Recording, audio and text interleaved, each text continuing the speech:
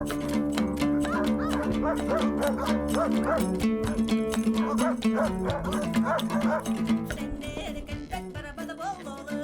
период гона самцы лосей начинают рыскать по тайге, проходя большие расстояния, оставляя тем самым больше следов, чем обычно.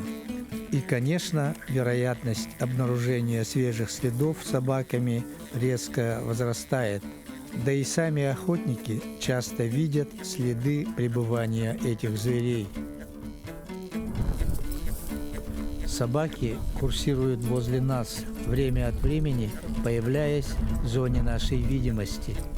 А когда они пропадают надолго, останавливаемся, слушаем, не раздастся ли вдалеке их яростный лай.